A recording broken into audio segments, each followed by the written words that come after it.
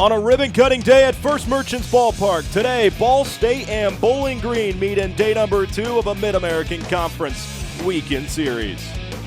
We take a look at how yesterday transpired in an equation of struggling Ball State bats and a capitalizing Bowling Green offense. In the top of the 8th inning, it was Greg Basilega doubling, giving Bowling Green a 3-1 lead. Basilega shot into the right center gap, perfectly executed, took the ball the other way on the outside pitch to throw just late from the cutoff man, and an RBI double.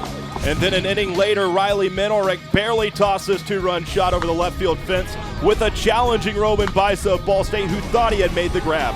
Yeah, Bowling Green able to put the nail in the coffin there. Bisa with a great effort, but just coming up short from making what could have been a game-changing play for Ball State.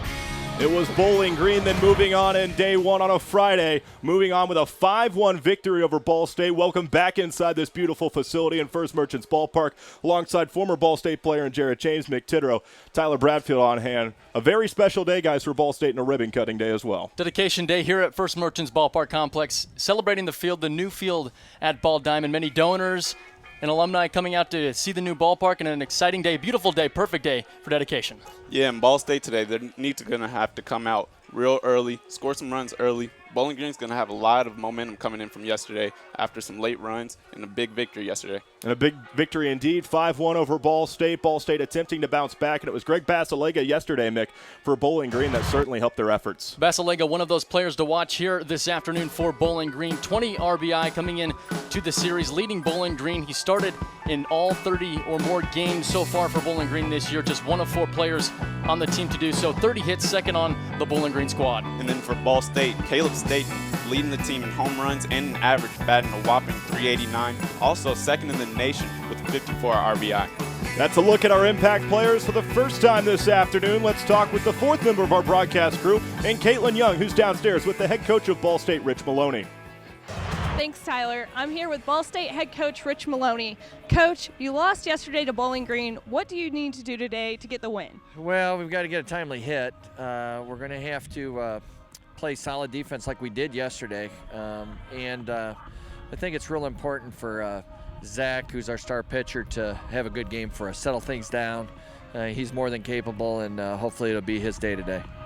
Now, Coach, the stadium has been in the works for a while. What's it like seeing it become a reality? Well, to see the atmosphere around here, the music blaring, great stereo system, to see the beautiful dugouts, the beautiful new grandstand, the brick around the facade, and so many people excited in the large tent outside of the stadium today. It's a special day for Ball State. It's a dream come true for me personally and my former players who, back in the 90s, we had a dream of having a stadium like this someday, and we now have, and it's a tremendous blessing. We're very, very thankful. Thankful to First Merchants and all the donors who contributed to make this happen. We're very, very pleased. Thanks, Coach. Thanks a lot. That was Ball State head coach Rich Maloney on Dedication Saturday. Outstanding work, Caitlin. We take a look at the starting pitchers, a pair of right-handers and a pair of Zacks. It's Plesac of Ball State and Carey of Bowling Green. The ribbon-cutting ceremony is next. It's college baseball on ESPN3. Gorgeous day in Muncie, Indiana for a Saturday game of a weekend series with a temperature of 55 degrees at first pitch. The wind sitting at 11 miles per hour and partly cloudy skies as we begin the top of the 2nd inning in a scoreless game between Ball State and Bowling Green. R.J. Williams leads off for Bowling Green. Batting 5th today for the Falcons. As a hitter, one thing that can be tough sometimes, such as in R.J. Williams' position, is coming into the weekend in the middle of the weekend. For example, he did not play in the game yesterday. Kind of starting cold as he gets his first at bat of the series right here. Perhaps some momentum, though, in right field after throwing out Staten. He could be a little bit fired up right now. That could bring some energy to the left-handed batter's box. But Plesac getting some help by himself in the top of the 1st inning. The change of momentum has already been turned around so far in just an inning played. Yeah, without a doubt. Anytime you're able to make a great play on defense, it's able to just spark you on offense. It just gives you that confidence. You know, I got this. I'm going to step into the box and find a way to get myself on base.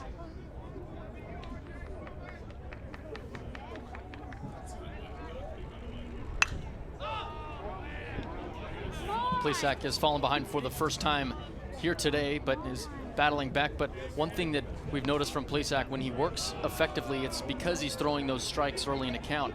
And we saw that with the first 2 batters in the inning before base runner for Bowling Green. But when Plesac works below the knees or at the knees, he gets a lot of swing and misses on that slider, especially outside to right-handed batters. But coming into lefties, sometimes he has enough bite to get swing and misses on the lefties. He struck out 1 today, walking Williams after the full count payoff pitch on the inside.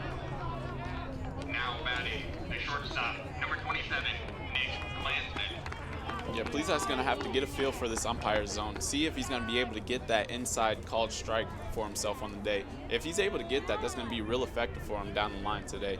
Being able to use that slider to just get up underneath the left-handed swings.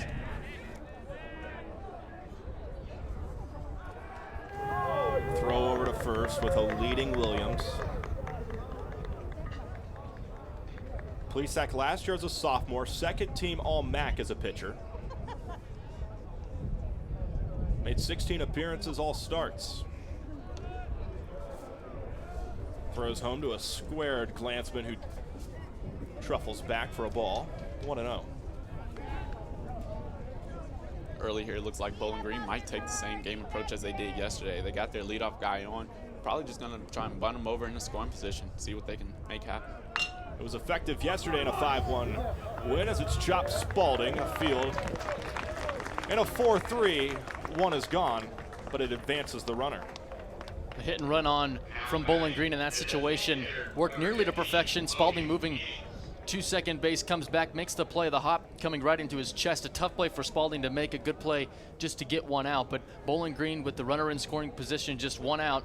Anything in the gap here could score a run. And we saw this early yesterday with Bowling Green. They had opportunities. They converted on a couple. But this is where Ball State ran into some trouble. Giddings to the plate for Bowling Green. A big swing on the opening pitch. And a miss for a strike. In those 16 starts last year for Plesac, he was very effective, led Ball State in basically every single major statistical category for pitchers, and including ERA.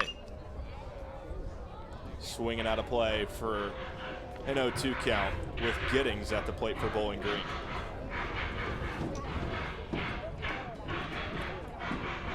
That sophomore campaign coming up after a very accomplished freshman year for Plesac, where he won many national awards.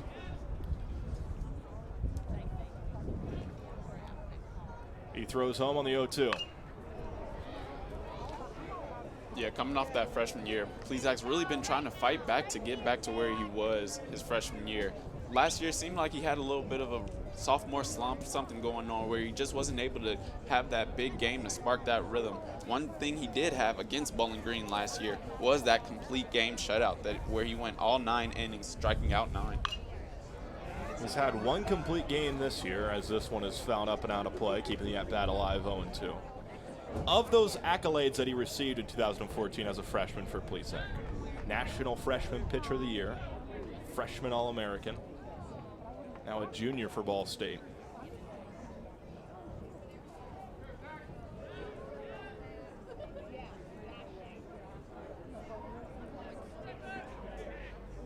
Oh-2 to Giddings.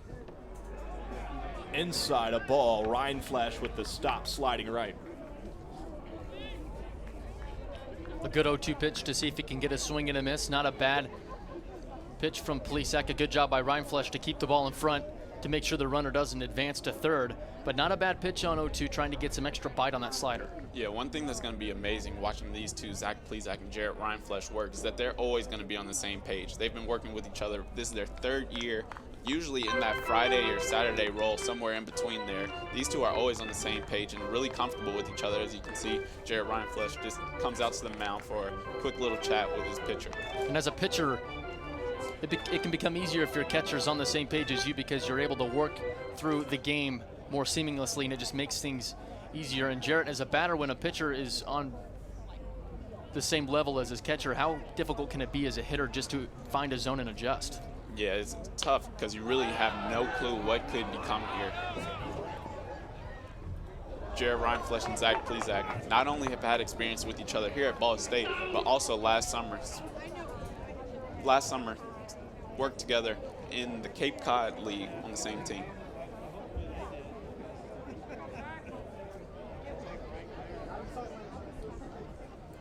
A 1-2 count with Logan Giddings at the plate, a freshman out of Pickerington, Ohio. Yesterday 0 for 1 with a strikeout and a pitch hit appearance.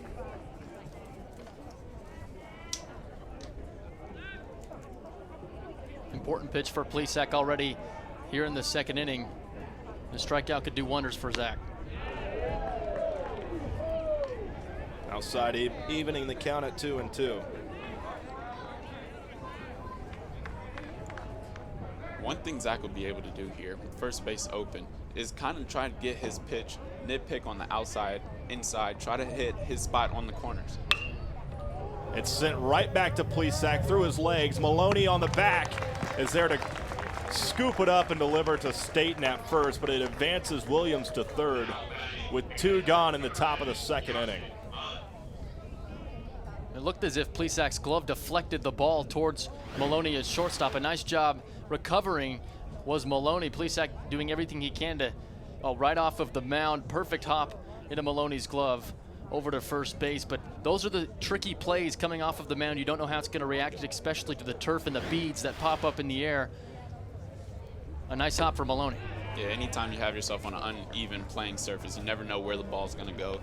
Alex Maloney able to keep his feet, get a great approach to get to the ball, staying inside of it. Nice play over to Caleb Staten at first base. Williams with the lead on third. Plezak with 2 outs, top of the second in a scoreless game. Throws home, bottom inside edge, a 2-0 count.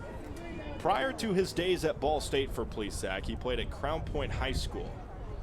Played 2 sports, baseball, of course, and football as well.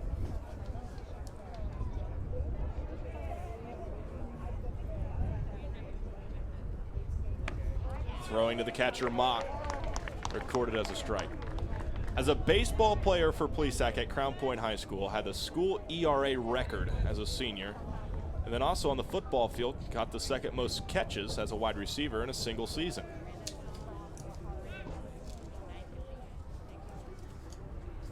Two-one, chopped by Mott, third base line, pushes foul.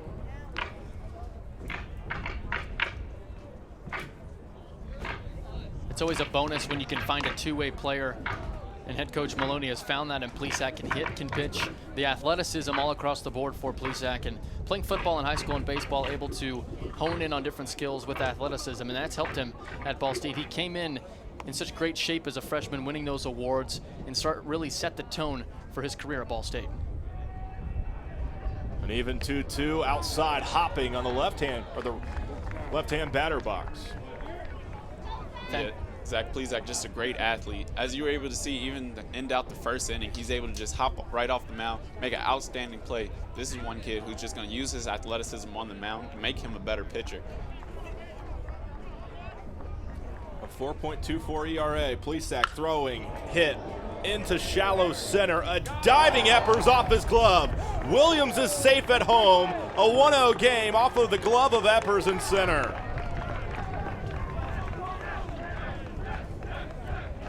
Just off of his glove, Eppers doing everything he can, starting in right center field, going all the way to the left center gap, nearly making the play. But one thing that goes unnoticed almost, Roman Bisa in left field coming up, scooping, backing up Matt Eppers to hold the base runner to just a single instead of a double. That could change things on another base hit, but Eppers doing everything he can just off of his glove as Bisa corrals it in.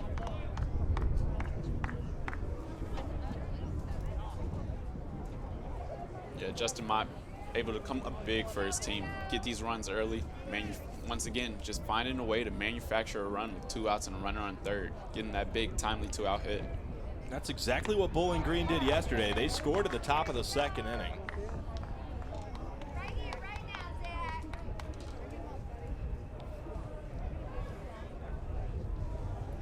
With Cam Doherty at the plate.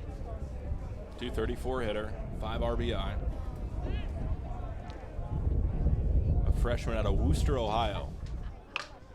Swing, Little roller to the shortstop Maloney and a simple flip to the second baseman with Spalding. An inning and a half in, and Bowling Green is out to a 1-0 lead over Ball State. College baseball on ESPN3.